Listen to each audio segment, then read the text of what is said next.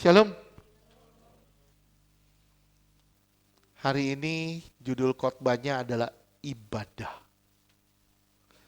Mungkin saya pernah khotbahin tentang ibadah yang sejati, tapi hari ini untuk membedakannya saya ibadah tok aja. Sebelumnya mungkin saya akan bertanya kepada beberapa yang hadir, siapa ya? Apa sih pengertian ibadah itu apa, Ibu Wati? Ibu Wati,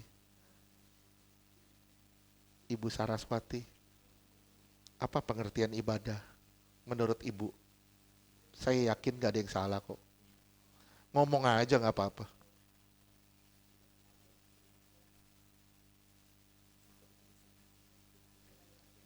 Iya, prosesnya seperti apa?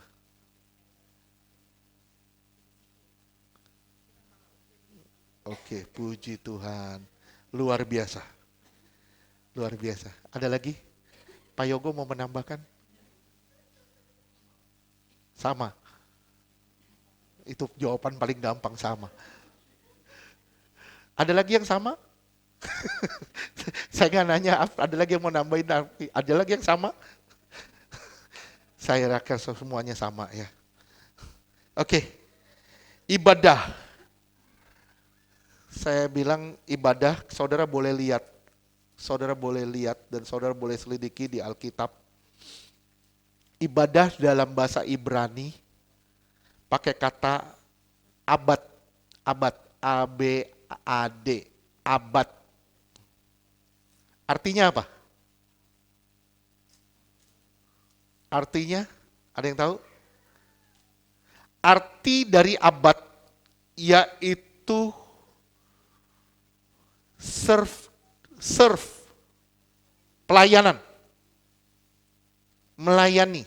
Atau saya bilang pakai kata abad itu artinya kalimat aktif yang berarti hubungan antara seorang hamba dengan Tuhan. Sekali lagi saya ulang, Ibrani dalam bahasa Ibrani ibadah pakai kata abad yang berarti hubungan antara seorang hamba dengan Tuhan atau pekerjaan seorang hamba dengan tuannya. Jujur. Ini saya langsung aja ke topik ya, Jujur, ini sangat menggelisahkan saya. Sangat menggelisahkan saya. Kenapa? Karena setiap kali Tuhan bilang gini, aku berkenan terhadap penyembahan kita. Betul gak? Betul? Tapi Tuhan gak pernah ngomong Tuhan berkenan terhadap ibadah kita.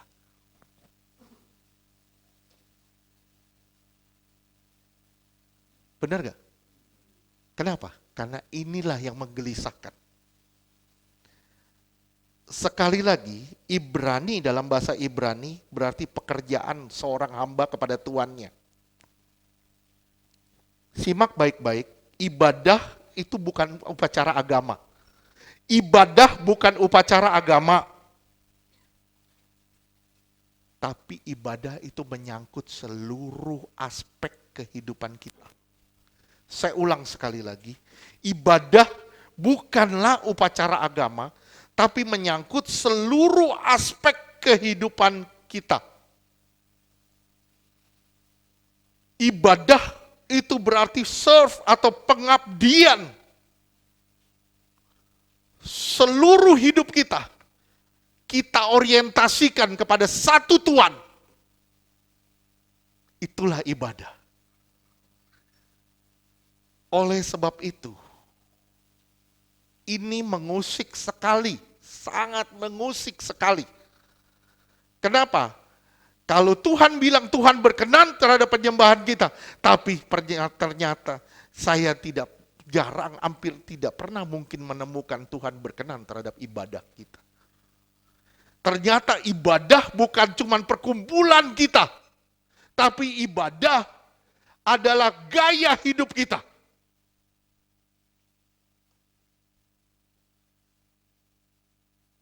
Ibadah itu bukan melipat tangan, tutup mata,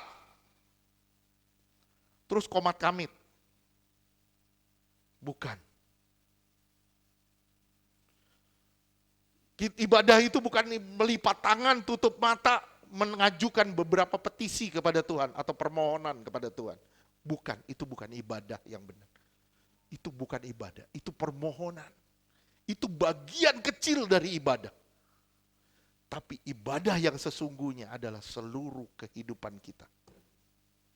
Saya ulang sekali lagi, ibadah yang sesungguhnya adalah seluruh kehidupan kita. Coba saudara lihat di Roma 12 ayat 1 dan 2. Roma 12 ayat 1. Karena itu saudara-saudara, demi kemurahan Allah, aku menasihatkan kamu supaya kamu mempersembahkan tubuhmu sebagai persembahan yang hidup, yang kudus dan yang berkenan kepada Allah. Itu adalah ibadahmu yang sejati. Itu adalah ibadahmu yang sejati. Ya, ibadah di sini pakai bahasa Yunani lateria.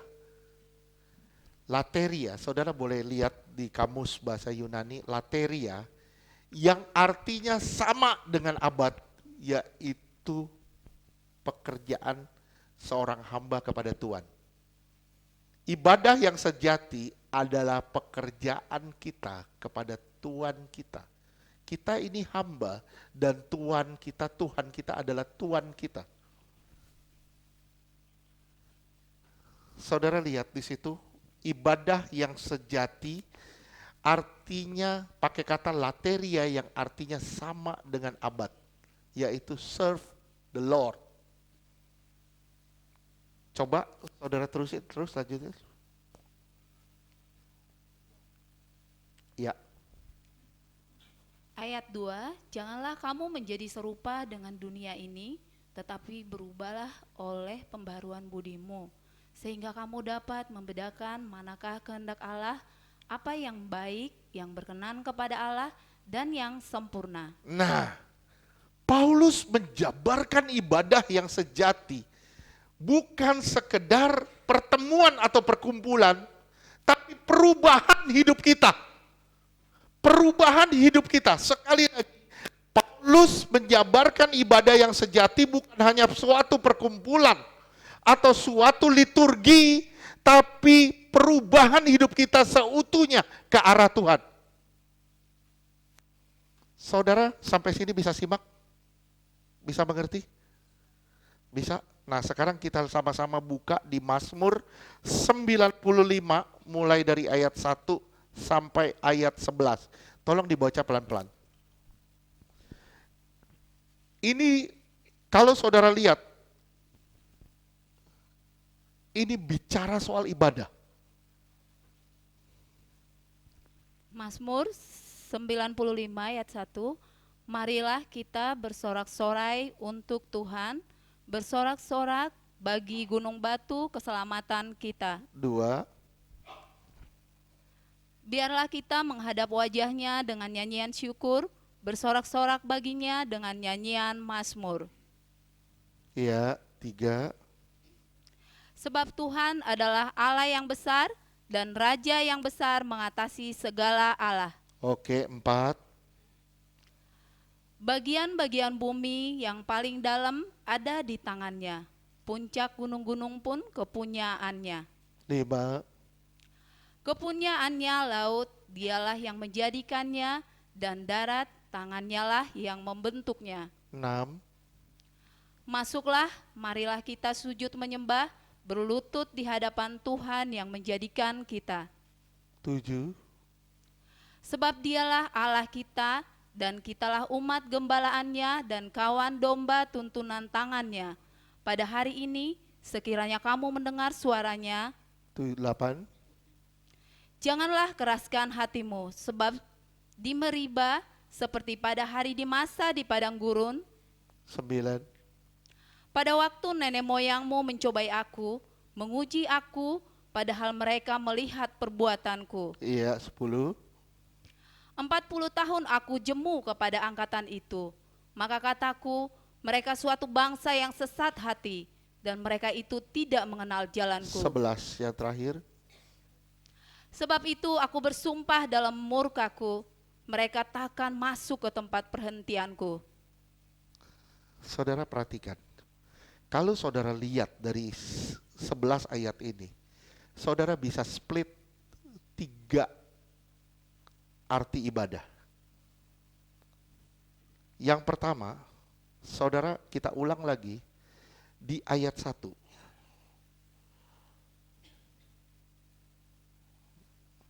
Ya, ulang lagi. Marilah kita bersorak-sorai untuk Tuhan, bersorak-sorai bagi gunung batu keselamatan kita. Ayat 2.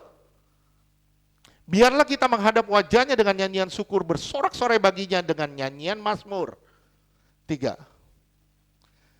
Sebab Tuhan adalah Allah yang besar dan Raja yang mengatasi segala Allah. Yang pertama, ibadah itu melibatkan emosi. Melibatkan emosi. Emosinya apa, Pak? Sukacita, sorak-sorai.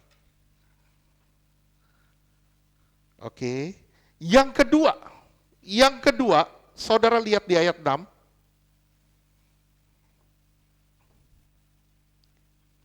Masuklah, marilah, ya terus.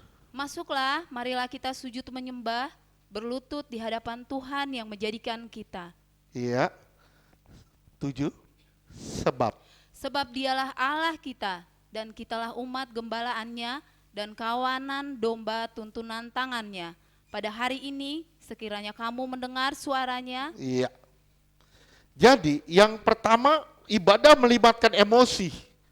Yang kedua, ibadah itu melibatkan ketertundukan kita kepada otoritas Allah.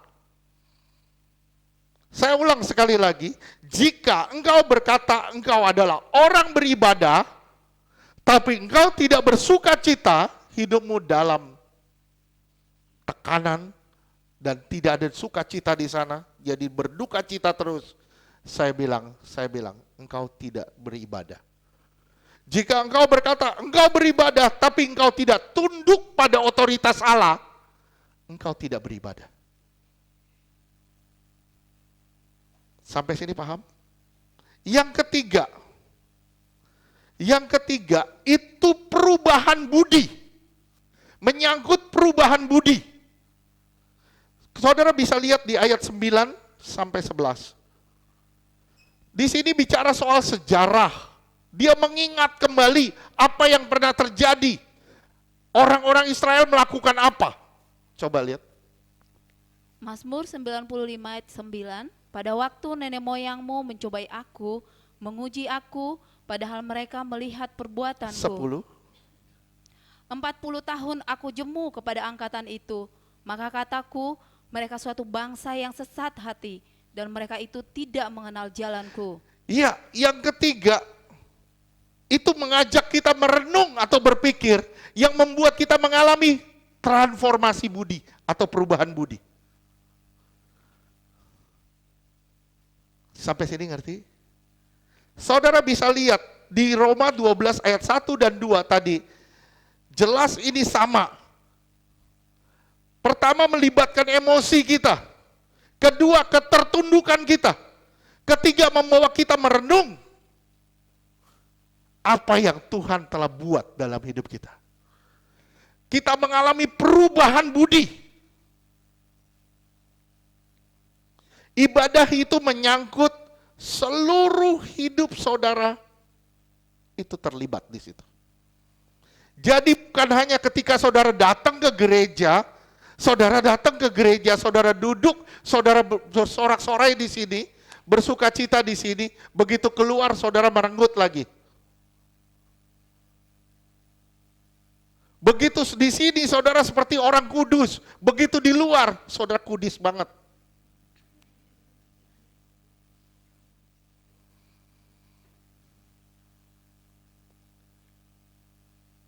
Ibadah itu melingkupi seluruh kehidupan saudara.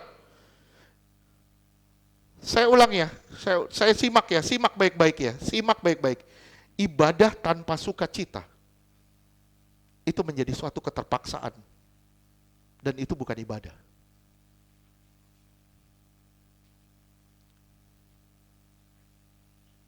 Ibadah kalau sudah nggak sukacita, pasti nggak mau tunduk juga. Kalau sukacitanya nggak ada, pasti juga nggak mau tunduk. Benar nggak? Dan begitu pulang, saudara tidak pernah mengalami perubahan budi. Tidak akan pernah mengalami perubahan hidup. Kenapa? Begitu datang, udah terpaksa. Begitu pulang, saudara tetap membawa beban. Saya bilang, begitu pulang, engkau tidak mengalami perubahan.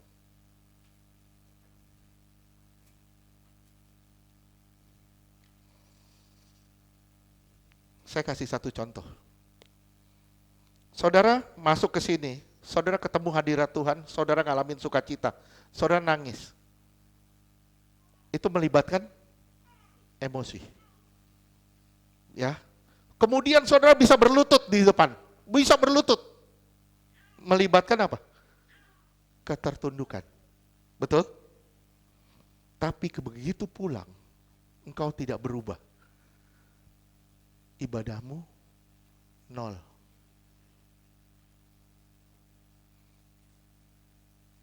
Begitu pulang, kita nggak berubah. Dosa jalan terus. Hidup nggak takut sama Tuhan. Seakan Tuhan nggak ada. Saya bilang sama saudara, ini bukan ibadah. Itu bukanlah ibadah.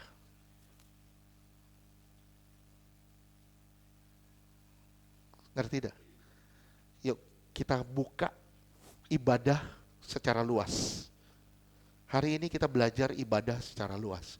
Bukan cuma datang ke gereja atau saudara dimasuk kamar tutup mata, lipat tangan, saudara bawa permohonan-permohonan kepada Tuhan.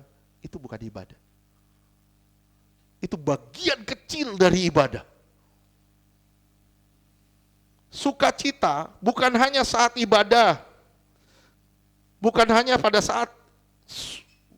saat ibadah di dalam gereja. Tapi terimpact keluar ibadah. Begitu saudara keluar dari ruangan ini, sukacita itu terimpact ke sana. Saudara bawa beban ke sini, saudara nggak bisa sukacita kok di sini. Betul nggak? Saudara bawa beban ke sini, saudara nggak bisa tepuk tangan sorak-sorai, nggak bisa. Kalau saudara bisa, saya bilang, begitu keluar, engkau masih begitu juga, berarti kepalsuan yang ada di sini. Bisa paham? Saudara sukacita di sini, saudara bisa sembah sujud di sini. Maaf, begitu keluar hidupmu suka-suka lagi. Saya bilang, kepalsuan di sini. Saya ulang, kepalsuan yang ada di sini. Kenapa? Karena ibadah di dalam tidak terimpact kepada ibadah di luar. Seharusnya ibadah di dalam terimpact pada ibadah di luar. Ibadah, saudara tunduk, dengar firman, tunduk. Kalau orientasi saudara datang ibadah, hanya supaya saudara takut nggak diberkati, saudara takut begini, takut begitu, takut ini, takut itu. Saudara datang ke sini dengan hati seperti itu. Saya bilang, engkau datang tidak dengan ketulusan. Engkau datang tidak dengan ketulusan. Dan engkau pulang, maaf saya bilang, engkau pulang pasti tidak berubah.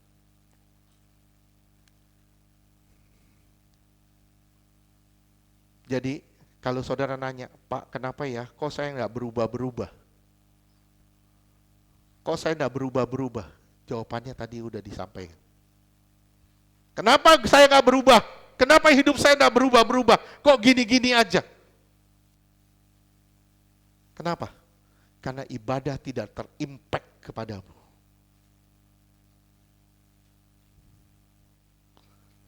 Saya bilang ya, apa bedanya? Apa bedanya? Engkau datang ke sini sama engkau datang ke konser musik.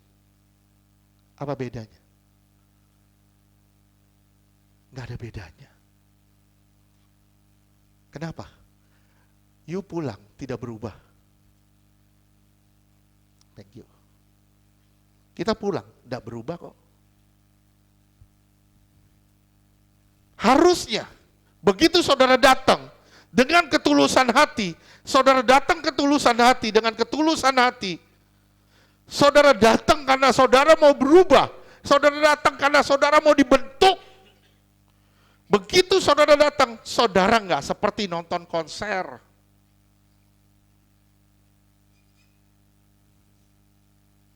Emosi saudara terlibat di dalam konser, betul nggak? Saat saudara nonton konser, emosimu juga terlibat kok. Tubuhmu bisa bergerak sesuai ikuti irama kok. Betul nggak? Tapi apakah engkau pulang berubah? Enggak. Begitupun orang yang hatinya keras.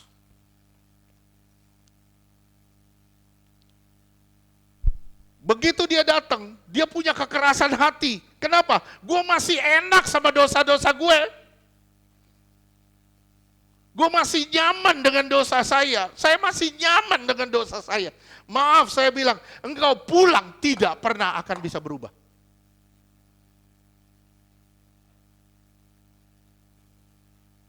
Kenapa? Karena kau keras. Firman itu menyentuh jiwa. Firman hanya menyentuh jiwa. Saudara dengar, ada orang khotbah, saudara bilang, "Wih, khotbahnya bagus banget loh. Cara dia ngomong, cara dia nyampein bagus banget." Itu hanya menyentuh jiwa. Tapi kalau hatimu keras, enggak pernah akan berakar. Mindnya, akal budinya enggak pernah akan berubah. Saya bilang, mindnya, akal budinya enggak pernah bisa berubah. Kenapa? Hatimu keras. Coba lihat Matius 13 ayatnya ke-5.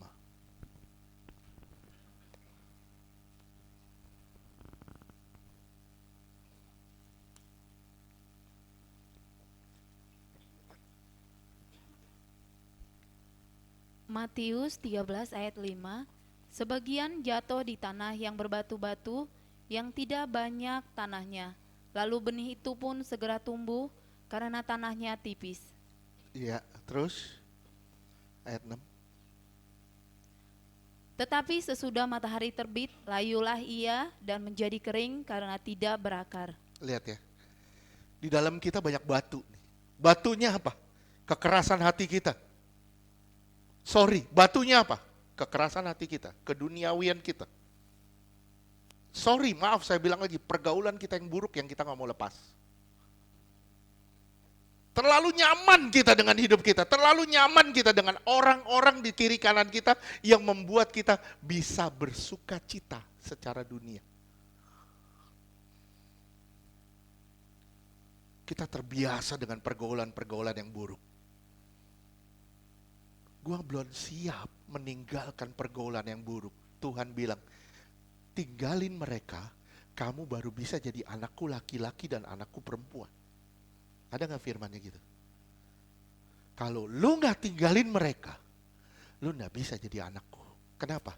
Karena pergaulan yang buruk pasti akan merusak kebiasaan baik. Pasti.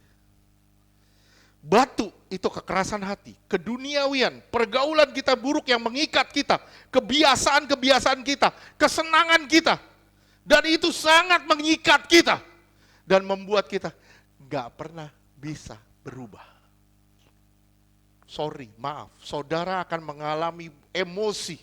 Saudara akan mengalami emosi yang meledak-ledak di tempat ini. Saudara bisa nangis, bisa dijamah Tuhan bagaimana caranya. Saudara bisa dengar firman, saudara bisa nangis, saudara bisa sujud di tempat ini. Tapi maaf, kalau saudara tidak mau lepasin semuanya, engkau tetap manusia yang sama dan tidak pernah bisa berubah.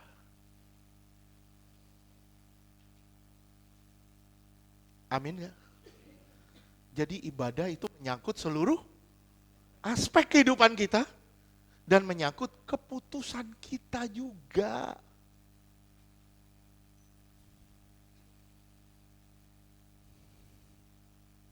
Saudara datang ke satu ibadah, senang dengan tata musiknya, senang dengan lampu, panggung besar.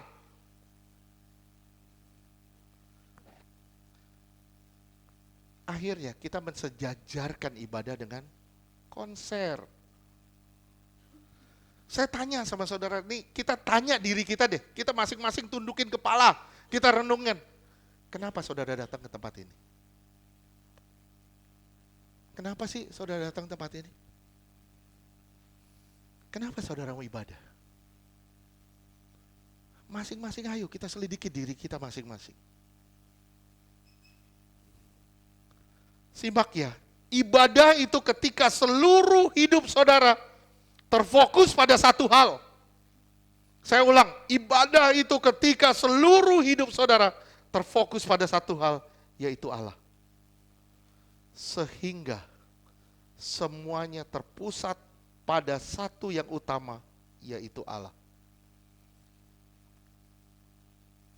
Kenapa dalam satu ibadah emosi itu terlibat? Ayat 3 jawabannya tadi, Mazmur 95. Ayat ketiga.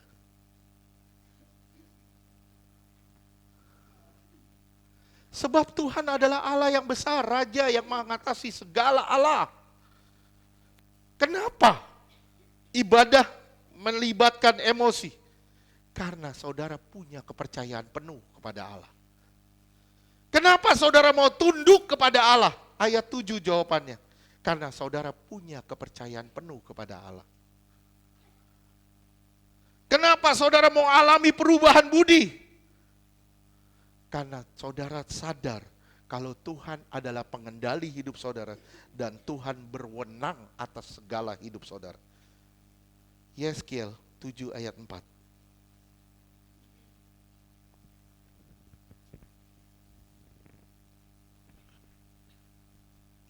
Yeskel 7 ayat 4. Aku tidak akan merasa sayang Aku ini kepadamu. siapa ini? Tuhan ya. Tuhan yang ngomong ya. Tuhan bilang apa?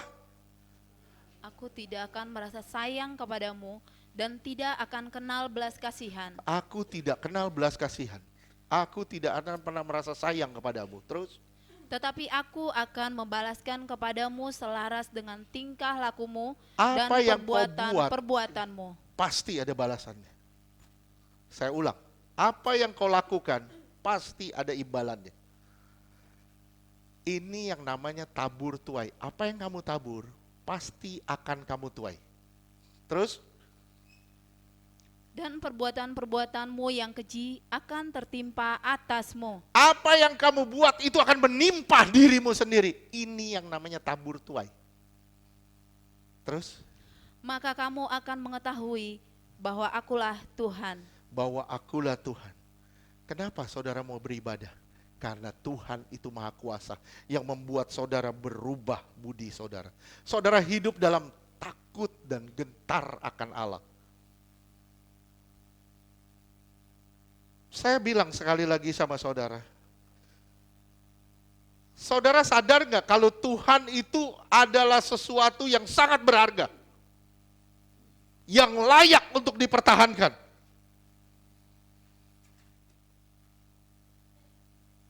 Sadar gak sih? Sadar.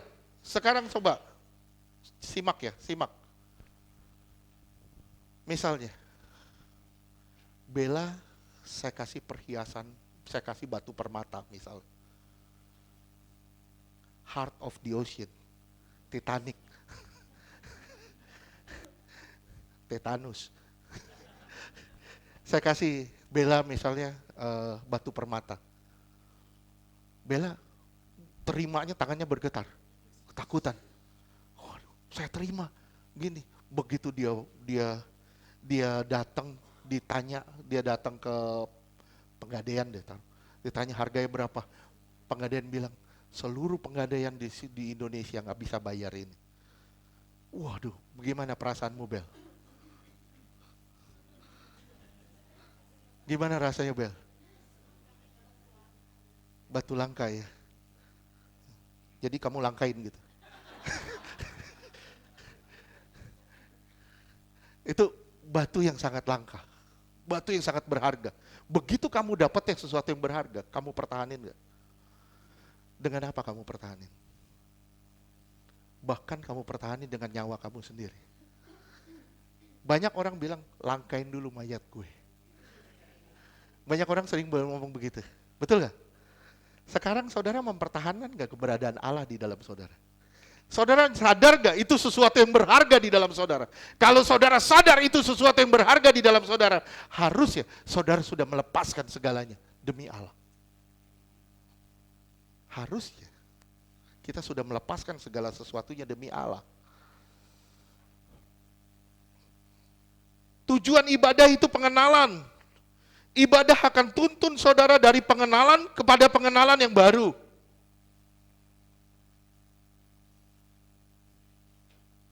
Kita di sini kalau ditanya, Tuhan itu berharga. Tuhan berharga. Semua pasti ngomong sama, Tuhan itu berharga. Tapi, berapa harga yang saudara mau bayar untuk keberadaan Tuhan di dalam dirimu? Ayo, berapa harga yang kamu harus bayar dengan keberadaan Tuhan yang di dalam dirimu? Aneh ya. Bertahun-tahun kita sudah ikut Yesus. Bertahun-tahun kita sudah beribadah. Puluhan tahun bahkan kita melayani. Tapi tetap kita tidak mau ampuni orang lain. Tetap kita nggak mau lepasin dosa-dosa kita. Tetap kita orang yang emosional, pemarah. Kenapa sih orang-orang Kristen tidak mau lepasin? Tidak mau biarkan dosa-dosa itu terlepas. Kenapa? Jawabannya simpel, karena dia tidak mengenal kasih Allah yang begitu berharga. Saya bilang sama semua, termasuk diri saya, kalau saya dan saudara tidak mau melepaskan dosa, saudara belum mengenal kasih Allah yang begitu sangat berharga. Seperti saudara mendapatkan batu permata itu. Berapa harga yang harus saudara bayar untuk itu? Saudara sadari ini. Saudara sadar betapa berharganya Allah. Maka hidup kita akan mengorbit ke sana. Saya ulang, betapa berharganya Allah. Maka hidup saudara dan saya akan mengorbit kepada Allah. Orbit tahu gak? Mengorbit, menuju kepada Allah. Hidup saudara akan berputar di sekitar Allah. Dan itulah ibadah. Saya ulang sekali lagi, itulah ibadah. Sampai sini ngerti? Ngerti? Makanya saya bilang, betapa gusarnya kita. Betapa gusarnya kita. Betul gak? Waktu Tuhan bilang, aku senang sama penyembahanmu. Tapi Tuhan gak pernah ngomong, aku senang sama ibadahmu. Gusar kita harusnya. Saya begitu terbuka ini tadi malam, saya bilang, betapa kita harus berubah. Amin gak sih? Amin gak? Ya. Kalau kita sudah masuk dalam hadirat, harusnya hidup kita pasti berubah. Kita semua di sini orang percaya. Amin. Kita semua di sini orang percaya. Apa kita semua di sini mengenal Allah? Saya ulang, kita di sini semua orang percaya. Apa kita di sini semua orang yang mengenal Allah? Saudara sadar nggak akan kemustikaan Allah? Kemustikaan tahu nggak? Kemustikaan. Keberhargaan Allah. Saudara sadar nggak akan kemustikaan Allah? Saya tanya lagi sama saudara, saudara sadar sama kemustikaan Allah? Apa hidup saudara terpusat pada Allah? Atau masih pada diri sendiri? Kalau saudara bilang, saya sadar Allah itu mustika bagi saya. Allah itu berharga banget bagi saya. Seharusnya kita sudah mengorbit diri kita ke situ. Udah gak pusing sama yang lain. Kita rentan. Kita rentan banget. Saat kita tidak menerima berkat-berkat Tuhan, secara materi. Maaf, secara materi. Saat kita tidak menerimanya, kita kosong datang ke Tuhan, kita gak penuh dengan ucapan syukur. Kenapa? Karena fokus kita pada materi. Kalau fokusmu pada materi, gak pernah akan syukur ada padamu. Kalau fokusmu pada sakit penyakit, kesembuhan belaka, engkau datang ke Tuhan, engkau tidak pernah akan bisa bersyukur. Kalau fokusmu pada masalah, engkau tidak pernah akan bisa bersyukur. Kita harus kenal Dia. Kita harus kenal Dia agar hidup kita sungguh-sungguh ditransformasi.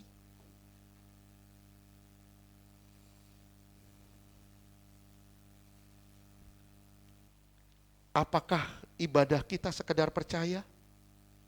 Saya tanya sama saudara, apakah ibadah kita sekedar percaya? Kalau ibadah kita bukan sekedar percaya, kita harus memberi nilai tinggi atau value kepada Allah. Kita harus memberi nilai yang tinggi atau value kepada Allah. Saat ada khotbah, simak. Nilainya tinggi. Kita memberi nilai tinggi.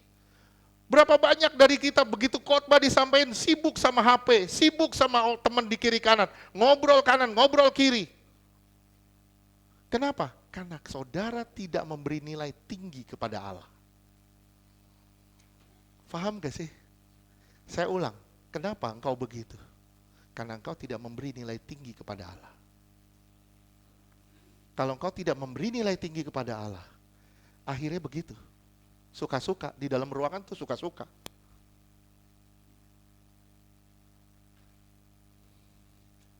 Sibuk sendiri. Kita bilang, karena Tuhan bekerja, saya pun bekerja di dalam ruangan. Nggak bisa dong. Beri nilai tinggi, value kepada Allah.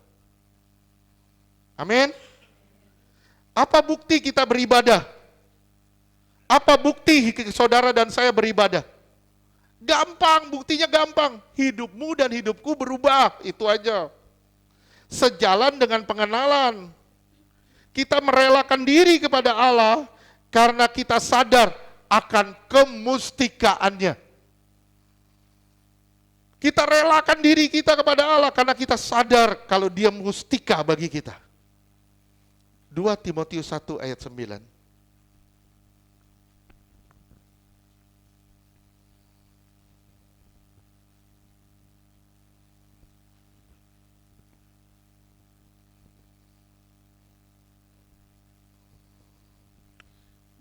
Timotius 1 ayat 9, Dialah yang menyelamatkan kita dan memanggil kita dengan panggilan kudus, bukan berdasarkan perbuatan kita, melainkan berdasarkan maksud dan kasih karunia-Nya sendiri yang telah dikaruniakan kepada kita dalam Kristus Yesus sebelum permulaan zaman. Ingat, ada kata panggilan kudus. Siapa di sini menyadari kalau saudara dipanggil dengan panggilan kudus? Panggilan kudus tahu nggak apa? Artinya panggilan kudus adalah dipanggil untuk menjadi kudus. Itu panggilan kudus. Kalau saya panggil, Bu Kusuma, nah itu panggilan biasa. Tapi ada panggilan kudus supaya Ibu Kusuma saya panggil supaya menjadi kudus. Nah kalau Ibu Kusuma diterima jadi pegawai negeri, dipanggil namanya, Ibu Kusuma jadi pegawai negeri. Nah itu panggilan untuk menjadi pegawai negeri. Saudara dipanggil dengan panggilan kudus untuk menjadi kudus. Itu saudara simak. Semua kita di sini telah menerima panggilan itu. Betul gak? Panggilan apa? Panggilan untuk menjadi kudus. Respon gak sih panggilan itu? Respon gak panggilan itu? Efesus 4 ayat 17 sampai 20.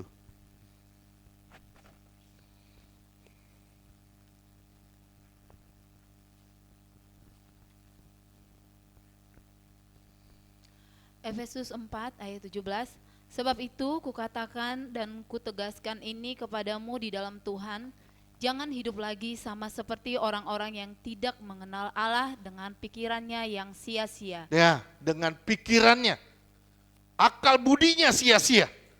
Kenapa? Karena otaknya selalu tertuju kepada dosa. Terus, hidup yang sia-sia adalah hidup yang tidak mengenal Allah.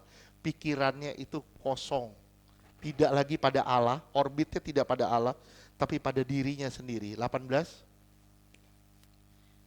Dan pengertiannya yang gelap jauh dari hidup persekutuan dengan Allah. Nggak ada hubungan dengan Allah. Nggak ada hubungan dengan Allah. Terus, Karena kebodohan yang ada di dalam mereka dan karena kedegilan hati mereka. iya, karena mereka keras seperti batu. Mereka nggak mau berubah. Terus, 19. Perasaan mereka telah tumpul. Mereka nggak punya perasaan lagi kepada Allah.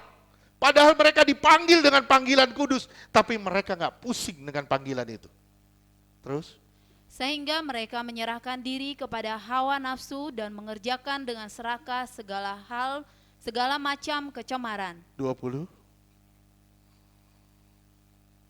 Tetapi kamu bukan demikian. Kamu telah belajar mengenal Kristus. Ya, kamu nggak seperti itu. Kenapa? Karena kamu sudah mengenal Kristus.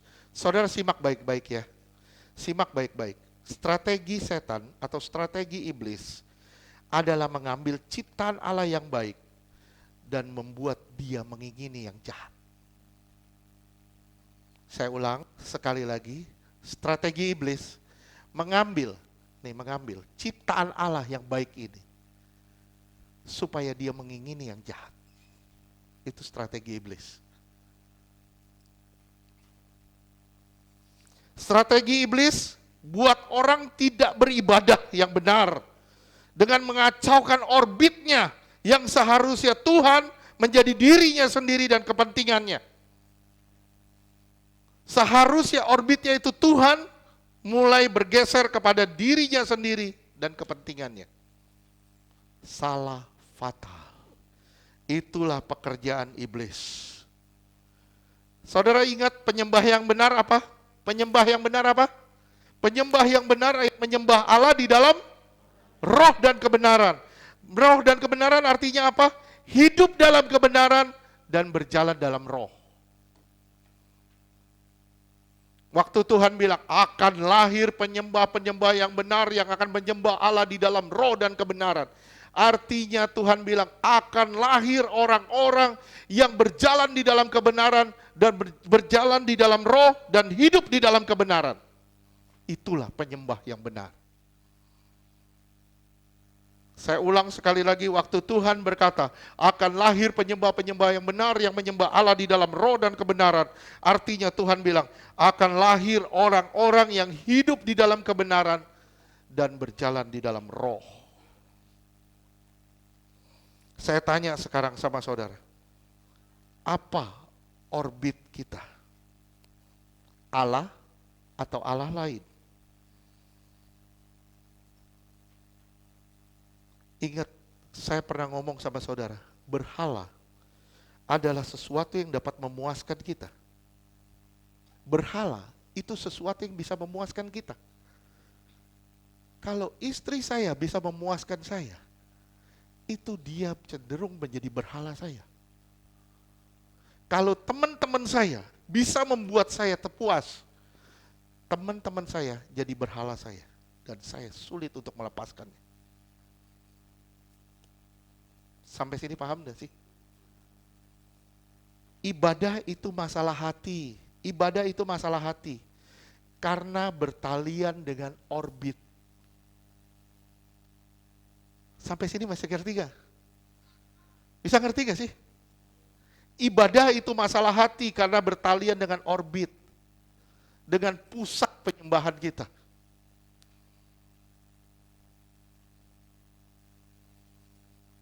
Ya.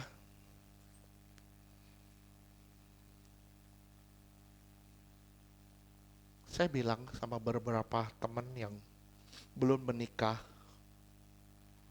saya pernah ngobrol sama saudara, saya bilang gini, kalau kamu mau cari suami atau mau cari istri, Jangan cari yang cinta kamu. Carilah yang cinta Tuhan. Kalau dia cinta kamu, begitu cinta itu mulai pudar, capek hidup kamu. Saya bilang, capek hidupmu. Bener, capek. Kenapa?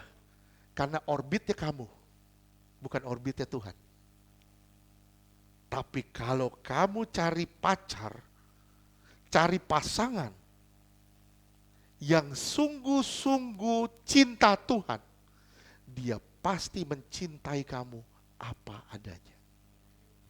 Amin. Yang amin Bu Ati.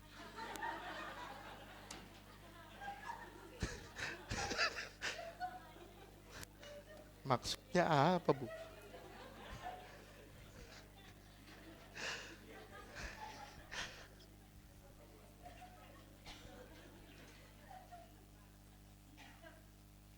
Nih lihat ya, waktu pacaran pertama, nyanyinya kaulah segalanya bagiku. Begitu udah kawin, aku ingin bebas, lepas. Kenapa? Terkungkung. Beberapa kali saya bilang, kalau saya masuk di dalam konseling pranikah, saya bilang, mau nikah mau ngapain? Dia bilang, mau seneng. Saya bilang, senengan jadi nggak nikah. Kenapa? Ketika kita nikah, kita mau senengin pasangan kita. Simak ya. Simak ya. Kalau cari pacar, carilah yang cinta Tuhan, bukan yang cinta kita. Cinta Tuhan seperti apa? Pokoknya, kalau urusan Tuhan, gue nomor 1, itu aja. Pacaran di gereja mulu, pacaran di gereja mulu. Gak apa-apa pacaran di gereja. Dari pacaran di jalan, cemar, mendingan di gereja. Mau pegang, kesetrum.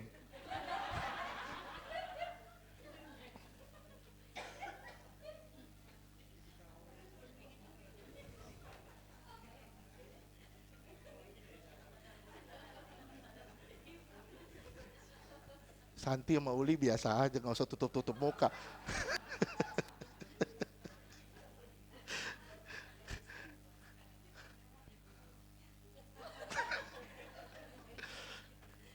Oke, simak ya, bagi yang belum menikah, cari pasangan yang cinta Tuhan, bukan cinta kamu. Cinta Tuhan, pokoknya apa-apa Tuhan, apa-apa Tuhan, apa-apa Tuhan. Kalau dia bisa cinta Tuhan, dengan cintanya Tuhan, dia akan mencintai kamu dengan benar. Amin. Amin. Saya berharap semuanya dapat yang cinta Tuhan. Intan tepuk tangan.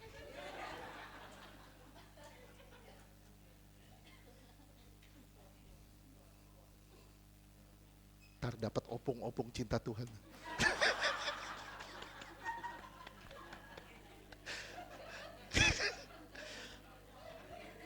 Oke.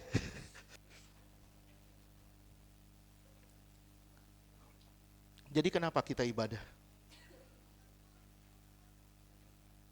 Karena kita mau berubah, itu aja. Jadi kalau ibadah tidak merubah kita, waduh, orbitnya salah. Bukan Tuhan, pasti bukan Tuhan. Tujuannya bukan Tuhan, tapi diri kita.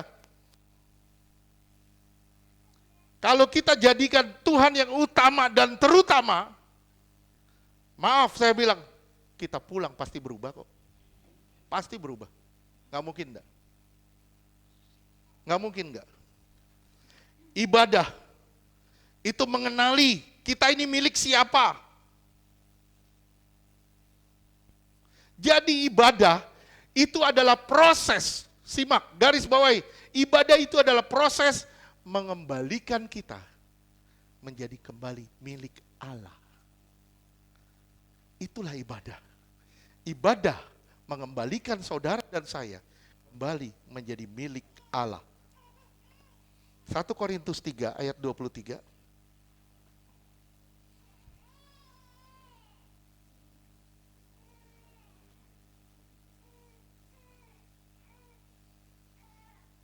1 Korintus 3 ayat 23. Ya. 1 Korintus 3 ayat 23. Tetapi kamu adalah milik Kristus dan Kristus adalah milik Allah. Kamu itu milik Kristus dan Kristus itu milik Allah. Jadi kamu milik Allah. Dan tujuan ibadah mengembalikan kamu kepada Allah. Bukan sekedar perkumpulan. Jadi kalau ada orang bilang, Pak, jadi boleh dong Pak, saya nggak ibadah, saya di rumah aja. Yang penting saya cari Tuhan, yang penting hidup saya baik-baik saja. Saya bilang, salah. Saya kasih perumpamaan gini deh. Ibu Media punya anak, Yosia sama Hizkia. Ya.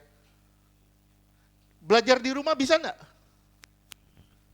Bisa nggak? Tapi kenapa ibu sekolahin dia? Kenapa dia harus sekolah? Satu, banyak hal. Dia harus bergaul, dia harus punya teman, dia harus punya persekutuan. Betul nggak? Nah, banyak orang bilang, saya nggak perlu ke gereja. Salah itu. Sosialisasi itu penting. Dengan orang-orang seiman, kita datang, kita bersekutu di sini. Saling menguatkan satu dengan yang lain. Pulang kita berubah. Amin. Tujuan ibadah itu mengembalikan saudara jadi milik Allah, kembali jadi milik Allah. Galatia 5 ayat 24.